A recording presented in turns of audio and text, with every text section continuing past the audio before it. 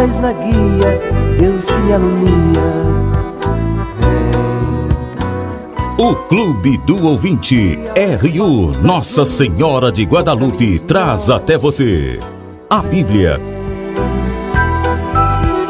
Nos defende dos perigos, dos inimigos da vida. Estimados irmãos e irmãs, terminamos de abordar com a ressurreição na semana passada o Evangelho de Marcos, o Evangelho desse ano. Hoje vamos nos deter em alguns aspectos relevantes, dignos de nota, para que possamos melhor relevar e valorizar este Evangelho. Primeiro, Marcos é o Evangelho mais original dos três entre Lucas e Mateus. Ou seja, Marcos tem 661 versículos, mas 600 são em comum com Mateus, 350 em comum com Lucas. Somente 61 versículos são próprios de Marcos. O que significa isso? Esse é o evangelho original ao qual se acrescentaram matérias exclusivas dos outros que são Mateus e Lucas, segundo esta teoria das duas fontes, que na verdade é mais complexa. Havia coleções pré-evangélicas, uma palestinense e o judaico-cristã. Havia uma reinterpretação mais ou menos ampla desta primeira coleção nas igrejas cristãs procedente do paganismo. Conjeturalmente havia textos não explicados pelas alternativas anteriores, que seria uma coleção arcaica e palestinense. Enfim, limites difíceis de precisar. Redatores últimos seriam então da escola de Lucas. Isso aqui é a teoria de Boamar e Lamuille, da École Biblique de Jerusalém. Mas não é o que vai nos deter e afinal de contas nos ocupar, porque isso é um estudo altamente especializado só para a gente ter noções. Ainda hoje não existe como questão resolvida os acordos entre Mateus e Lucas contra Marcos. Talvez tiveram acesso a uma versão mais antiga de algumas narrativas ou ditos encontrados em Marcos. Também entre João e Marcos, talvez haja tradições anteriores a Marcos e anteriores a João. De qualquer maneira, o método histórico-crítico, na crítica das formas, nos narra que Marcos é o evangelho original. Temos ditos, regras de comunidade, parábolas, tudo isso é desenvolvido de forma literária. E a pesquisa sempre progride. Junto com isso, a vida de Jesus, a história da igreja primitiva, modos antigos de composição, classificação e situação vital dos diferentes blocos de literatura do Novo Testamento. Então, o que se diz? Na crítica da redação, aquilo que é de Marcos, que trabalhou, existe algo que Marcos acrescentou à tradição que ele encontrou. E aqui nós temos algumas características. Por exemplo, no capítulo 13, que é o discurso escatológico apocalíptico, e no relato da paixão, há a intervenção de Marcos nitidamente. Também alguns dispositivos que Marcos utiliza, colocando uma parte dentro da outra, e o gosto seu por duplicações. Também análise de tensões que podem sugerir junção de tensões não originalmente juntas.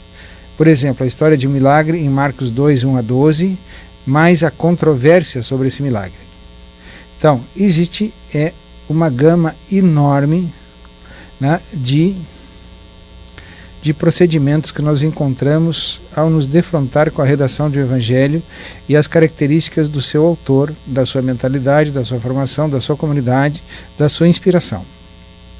De qualquer maneira, há traços de fontes anteriores a Marcos no relato da paixão, segundo um grande autor norte-americano que é Raymond Brown.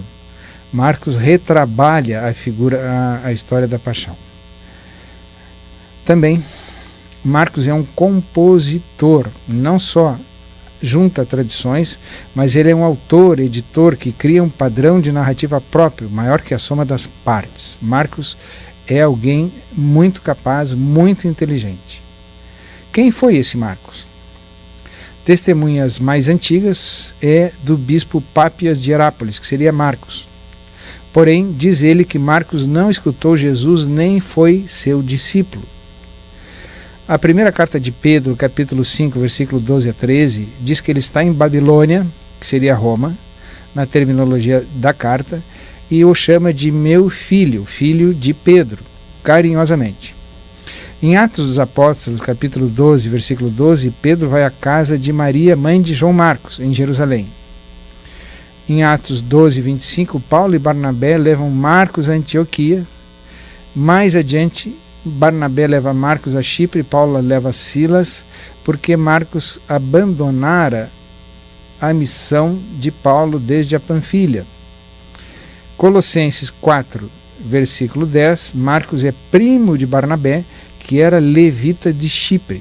Nas cartas paulinas, carta a Filemon, versículo 24, diz que Marcos está junto a Paulo, Aristarco, Demas e Lucas entre os colaboradores do grande apóstolo Paulo.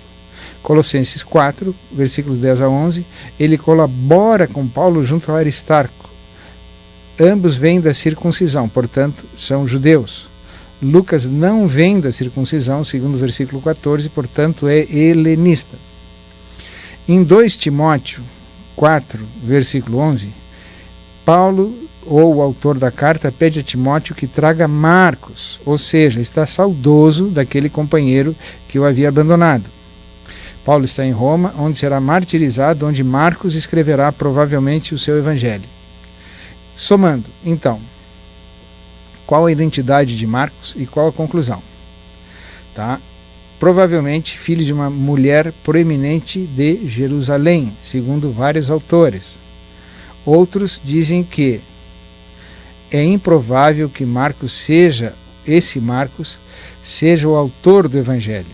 Outros autores de alta relevância. Por exemplo, ele é menos judeu na sua maneira de redigir do que Mateus. E a maioria das vezes ele cita o Antigo Testamento na versão grega, antiga, e não no texto hebraico. Seu conhecimento dos costumes de geografia da Palestina às vezes falha. O Evangelho parece mais destinado como boa nova para as nações, com algum distanciamento do judaísmo. Traça uma figura de Pedro predominantemente negativa. Mais provável é essa a relação com Paulo. Então, as grandes testemunhas da primeira hora eram todos mortos. Estevão, Tiago, André, João, Pedro, Paulo. Marcos conheceu o tempo da perseguição sob Nero em Roma. Jerusalém e o templo haviam sido destruídos.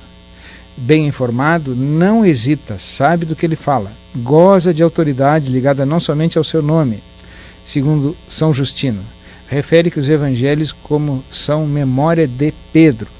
Então entra o papel de Pedro na primeira geração cristã. Em relação a Paulo, usa algumas expressões comuns, por exemplo, o Evangelho de Deus, Antigo Testamento como escrito, uma linguagem cultica usada para o ministério, catálogos de vícios que Paulo utiliza, ênfase na dureza de coração, como aparece em Paulo, e também uma descrição da salvação semelhante a Paulo. Então, também tem interesses semelhantes na comunidade entre o puro e o impuro, na visão do Estado, do governo, no mandamento do amor. São semelhanças nos diversos versículos de Paulo e de Marcos. Nenhum dos dois usa o termo eclésia, ou seja, igreja. Marcos promete que terão casas, Romano fala em igrejas domésticas. Então vemos assim essas possibilidades da relação e da origem de Marcos. A data não se sabe muito, a maior evidência está no capítulo 13. Escreveu na década de 60 a 70. O tema da cruz é importantíssimo, é um imã que atrai todos os outros motivos do Evangelho. A perseguição, tribulações e traições é um tema também proeminente, importante em Marcos. Critica a apostasia, aqueles que se afastam da comunidade. Então, tudo isso nos indica que foi logo antes ou logo após o ano 70, que é a primeira guerra judaica contra os romanos. Local. Provavelmente e a maioria dos autores acha que foi escrito em Roma. Não é absolutamente certo, pode ser que tenha sido na Palestina. Existem argumentos de ambos os lados, mas na Roma, porque ele usa algumas expressões latinas, fala em perseguições. Também a sua linguagem pertence ao modo mais popular de contar, palavras simples. A qualidade da composição traz sua formação esmerada em retórica. Então a comunidade de Marcos, né, centra no termo entre mestre e discípulos, enquanto Lucas acentua o termo mestre e Mateus acentua o termo discípulo. É uma comunidade que integra os pagãos e tem tanta importância quanto os judeus. O uso do texto do Antigo Testamento por Marcos também se revela em vários pontos.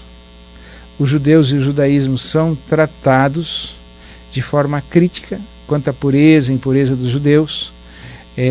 Jesus é crítico ao templo e aos responsáveis por ele. E essas manifestações são temas predominantes no julgamento diante do Sinédrio e na crucificação.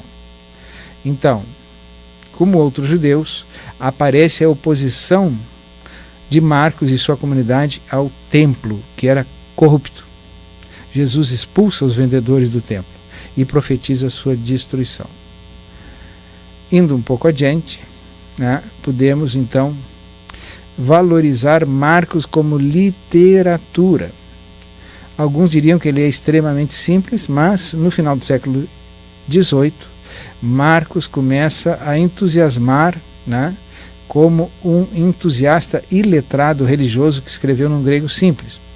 Porém, logo adiante, em 1959, o autor Ellen Gardner diz que ler o Evangelho é como ler um poema. Outra autora mulher, Mary Ann Tolbert, diz que Marcos é uma narrativa artesanal, autoconsciente, uma ficção resultante da imaginação literária, não de detalhe fotográfico, mas uma narrativa unificada e coerente. Autor mais recente, Joel Marcos, no ano 2000, diz que Marcos é como um compositor musical, criativo e conservador. Marcos tem um gênero que se caracteriza como evangelho, termo várias vezes repetidos. Esse evangelho, né, que também é termo utilizado por Paulo, é a boa nova, as coisas importantes que são trazidas por um mensageiro designado especialmente em contextos significativos, como no segundo profeta Isaías 49. Então, evangelizar é trazer boas novas, boas notícias. Pode ser uma biografia, alguns autores defendem disso. Pode ser semelhante a novelas e romances helenistas. Deve ser uma história. E ultimamente se acentuou a importância da história nos evangelhos. Richard Burroughs, que é um autor inglês, descreveu isso e ganhou o prêmio Ratzinger de Teologia, mostrando a semelhança entre a biografia da época e a biografia presente nos evangelhos. Mas é também uma narrativa, ciclos de narrativas proféticas semelhante a vidas dos heróis. Em suma, Evangelho é um distinto gênero de literatura que apresenta o evento Cristo paulino numa forma narrativa em que se entrelaçam diversas narrações, para criar uma história unificada de significância salvífica da vida pública, morte e ressurreição de Jesus de Nazaré. Então, um evento e uma história unificada da morte e ressurreição de Jesus. Alguém já dizia, era o padre Pierre Grelot, há anos atrás, foi ele da Pontifícia Comissão Bíblica, que os evangelhos nada mais são do que a história da paixão, morte e ressurreição, com um grande prólogo, ou seja, com uma grande introdução. Esse é o verdadeiro interesse dos evangelhos e não deixa de ser aquele de Marcos. Então, temos em Marcos, como obra artística e literária, narrativas vivas e detalhadas, aqui não é possível nós descrevermos, além de alguns exemplos como a cura da filha de Jairo e a fé da mulher que tem o menino epilético. Um grande realismo humano, né, narrando aquilo que às vezes Lucas deixa um pouco aplainado para apresentar um Jesus mais gentleman na mentalidade helenística. Jesus é muito realista, Marcos é muito realista ao narrar Jesus, e também os discípulos. Eles não poupam os discípulos, Marcos não poupa os discípulos, que muitas vezes são chamados, como Pedro, até de discípulos do Satã, de coração endurecido. Marcos também tem movimentos rápidas mudanças de cena, né? Jesus de Marcos é apresentado com pressa, querendo logo cumprir a sua missão, no ministério da Galileia e na narrativa diária. E depois da entrada em Jerusalém, também logo é identificado como o Filho de Deus. Os dias finais de Jesus são cuidadosamente demarcados por horas, ou seja, Marcos se concentra nos dias finais de Jesus. Essas são algumas características, teríamos outras, né, que enriquecem muito o Evangelho de Marcos. O Evangelho de Marcos recentemente se descobriu e defendeu de um autor belga que é Standaert, que deveria ser lido na noite de Páscoa, lido em voz alta.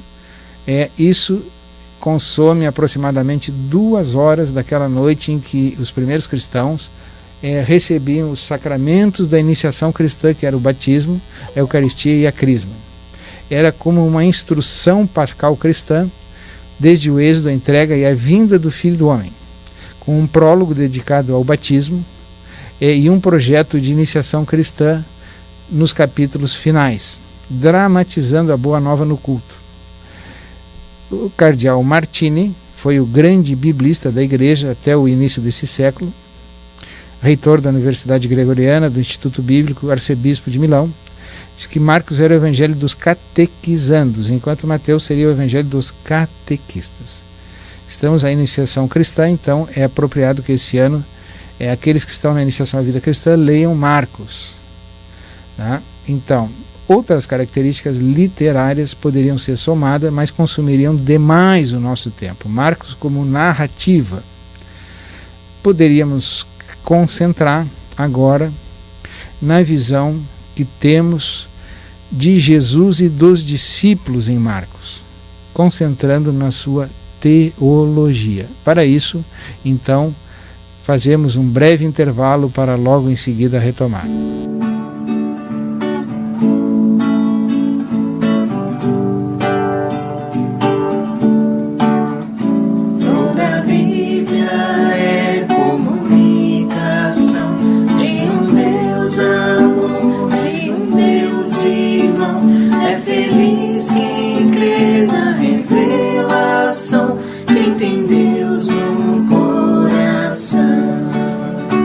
Jesus Cristo é a palavra, pura imagem de Deus Pai.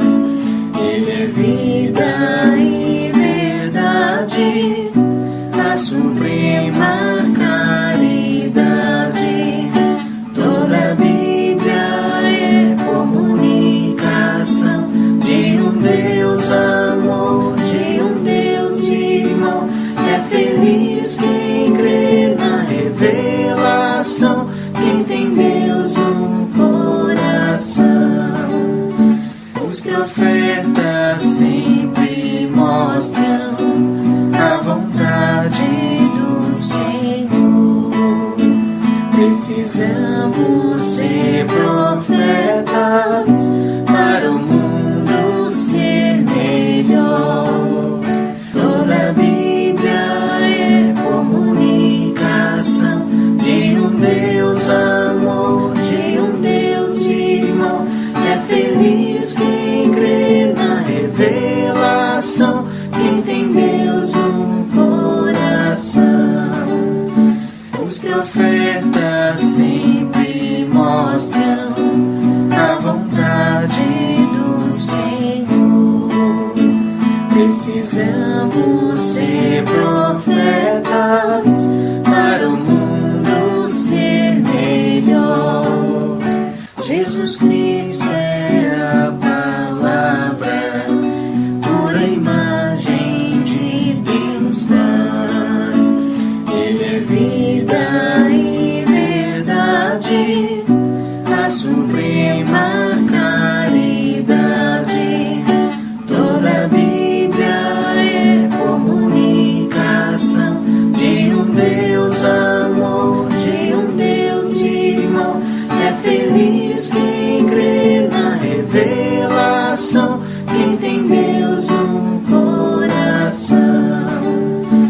Os profetas sempre mostram a vontade do Senhor. Precisamos ser profetas para o mundo ser melhor. Toda a Bíblia é comunicação de um Deus amor, de um Deus irmão. É feliz quem crê na revelação, quem tem Deus no coração. Os profetas sempre mostram a vontade do Senhor. Precisamos ser profetas para o mundo ser melhor. Toda a Bíblia é comunicação de um Deus amor, de um Deus irmão. É feliz quem crê na revelação, quem tem Deus no coração. Estimados irmãos, retomamos então o nosso programa, abordando Jesus em Marcos. São vários títulos. Em primeiro lugar, Jesus é um profeta, né? Que é o primeiro degrau da escala de Jesus em Marcos. É um profeta e diz que só um profeta é desprezado em sua pátria. Quando se vê o céu se abrirem, o Espírito de Deus descer sobre ele, recebe um espírito de profecia. É um profeta escatológico e assim por diante. Jesus é um profeta e reúne várias atribuições: profeta, rei e Messias. Jesus em Marcos ainda é o novo, em segundo lugar, é o novo Moisés escatológico, aquele que era esperado, aquele profeta, né? Desde Ageu e Zacarias e Malaquias não se viam mais profetas. Alguns acham que João é o Elias esperado segundo Malaquias, mas Jesus se apresenta como um outro Moisés em Marcos 1, versículo 10, que evoca Isaías 63. Então, Jesus é o novo Moisés esperado pelos judeus, e ele começa um novo êxodo, que é o êxodo e a aliança eternas. É o profeta escatológico. É o Filho de Deus, o Filho de Deus amado. Já Israel, como filho, é qualificado pelo povo, pelo profeta Oséias no capítulo 11, versículo 1. E Jesus, né, evoca o Salmo 2, onde o rei aparece na sua coroação como filho de Deus e os anjos são filhos de Deus. Também Marcos, no título do Evangelho e no final, evoca o nome de Jesus, Filho de Deus. Quando o sumo sacerdote pergunta a Jesus se ele é filho de Deus bendito, responde, disse, eu sou. Centurião romano, no capítulo 15, versículo 39, ao momento da morte de Jesus na cruz, proclama, verdadeiramente este homem era o Filho de Deus. Então, é o Filho amado, anunciado no seu batismo, que evoca o profeta Isaías, capítulo 42, versículo 1. Filho de Deus amado. Também, isso evoca o rei Davi, que foi chamado também de Filho de Deus, e o rei dos judeus. Então, Marcos supõe, resumindo a sua apresentação cristológica, que seu leitor seja formado nas Escrituras. Todo enunciado faz referência à lei, à Torá, aos profetas e aos hagiógrafos. Então, o eixo preferencial e principal de Marcos é profético. Não só Filho de Deus. Em quarto lugar, Jesus é o Filho do homem. Marcos aqui se utiliza de várias tradições. profeta Ezequiel é chamado por Deus de Filho do Homem. Profeta Ezequiel, capítulo 2, versículo 1 e vários outros textos. Daniel, capítulo 7, versículos 13 a 14, fala como como filho do homem que recebe do ancião o poder, a glória e o reino, e todos os povos e nações e línguas o serviram. Seu reino não será jamais destruído. Também em alguns livros apócrifos aparece a figura do Filho do Homem. Os usos mais distintivos e teologicamente importantes aparecem no contexto da paixão, morte e ressurreição. É o título preferido por Jesus. Fala mais da sua realidade transcendente e relaciona com o Filho de Deus. Ele é semelhante ao Filho do Homem Ezequiel, né? E vai na linha de Daniel capítulo 7. Diz ele: quem se envergonhar de mim e das minhas palavras, também o Filho do Homem se envergonhará dele, no capítulo 8, versículo 38. Depois, o capítulo 13, como um clímax, um ápice, narra a visão do Filho do Homem vindo sobre as nuvens, numa clara alusão a Daniel, capítulo 10, versículo 13. Depois, no capítulo 14, 61, 62, já no final, a véspera da paixão, Jesus diz: eu sou o Messias, e vereis o Filho do Homem sentado à direita do Poderoso e vindo com as nuvens do céu, numa nova alusão a Daniel, capítulo 7, versículo 13. Nos três casos, Marcos identifica o Filho escatológico como Jesus. Então, nós estamos já indo para o fim. Vamos, nesse momento, terminar a abordagem de Jesus no Evangelho de Marcos, para na próxima vez abordarmos os discípulos e o sofrimento no Evangelho de Marcos. Então, há uma articulação entre o Filho de Deus e o Filho do Homem. Filho de Deus é o mistério supremo que o leitor e cada fiel deverá descobrir sempre mais. Filho do Homem é a fórmula escolhida pelo próprio Jesus para qualificar-se. Jesus quer acentuar não só o seu caráter divino, mas o seu caráter humano. Filho de Deus é designado pela voz do céu, que aceita qualificar-se desse modo em capítulo 9, versículo 7, do céu. Filho do Homem qualifica-se assim desde o capítulo 2 e a partir de 8:31 entende transmitir aos seus discípulos um ensinamento em profundidade, sublinhando a inteira sorte querida por Deus e inscrita nas Escrituras desde o Filho do Homem. O Filho de Deus revelará a sua identidade somente além do seu sofrimento, quando ele exclama Abba, Pai, é Filho de Deus, e na sua morte na cruz, na confissão do centurião. Filho do Homem é destinado a ressurgir e retornar à sua glória. Então, o título mais divino e mais relacionado à ressurreição é Filho do Homem.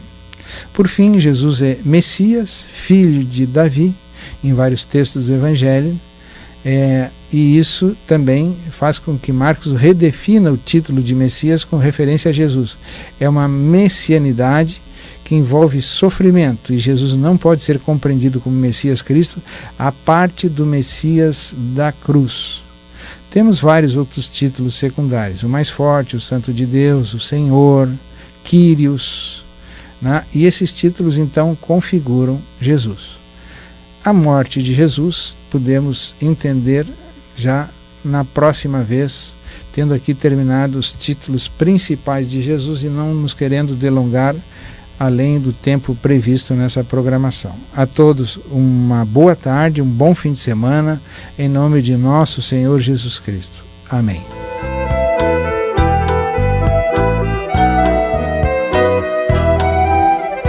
Luz na frente, paz na guia, Deus que me alumia. Seja um missionário da evangelização. Participe do Clube do Ouvinte. Um oferecimento Rádio Universidade, uma emissora da Arquidiocese de Pelotas. Dos inimigos da vida, vem, ó Deus, nos defender, nos proteger. Vem.